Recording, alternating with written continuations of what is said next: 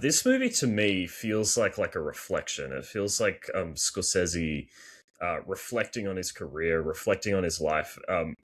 I like the way that I compare The Irishman is kind of to David Bowie's Black Star. If you guys have heard that album, Sure. that like that album came out like right before he died, and like a lot of it is dwelling on his like his imminent passing away, and like how terrified he is of it, and like thinking about his legacy. And that's kind of how I feel about The Irishman as well. Because obviously, like mob films, they have like a special place in Scorsese's heart, even though he's only made like four or five, and he's made 50 movies in his career. They are what are most like what he's most well known for. So like coming out and like making his last mob film, like he had to make it big, and he had to make it something that feels personal to him.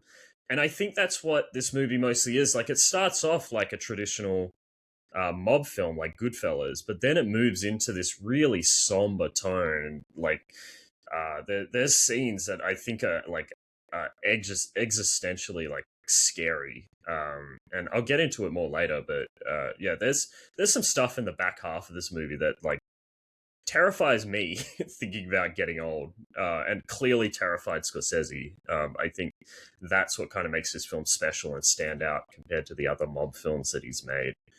I don't know if that you guys concur with that or not, but that's how it comes off to me. Yeah, definitely looks because it's so comprehensive, and Mm, but the way I think my favorite part of this film is the last 40 minutes where it handles the fallout from his life and the fact that his kids don't really fuck with him and he's alone and how every most people's lives end and because usually the wife dies first or the husband dies first and then you're alone and mm, you end up in a home and stuff and so like and then you sit there and you have to reflect about what you've done and it's interesting that he doesn't really connect with remorse and he just might be a sociopath, right?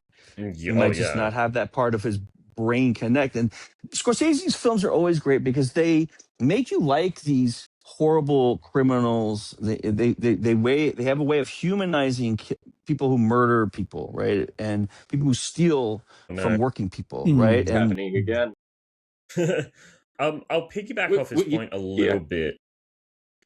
let's see if it clears. Go ahead. Go ahead. Go ahead, JC. I think that's my point. Oh He yeah, humanizes. He does a yeah, good yeah. job of that. And Yeah, I think though, like like watching this movie, I don't like Frank Sheeran. I think he's like a total cowardly character. Like I mhm. think he doesn't stand up for anything he feels or believes or anything the whole time. Like clearly he found a like I feel like he kind of I mean, he put himself forward for the mob. He said he could deliver steaks for them, and then the ball just started rolling.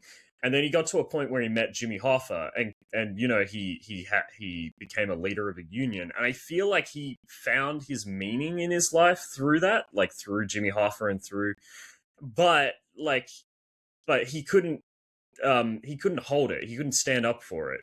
He couldn't stand up for what actually gave him meaning. He kind of had to Yeah, these keep. guys are stooges, man. These guys are Yeah, stooges. They're followers. They're taking the easy way out. yeah. They don't want to work, and so they want to And while I take hated things and hurt him, people.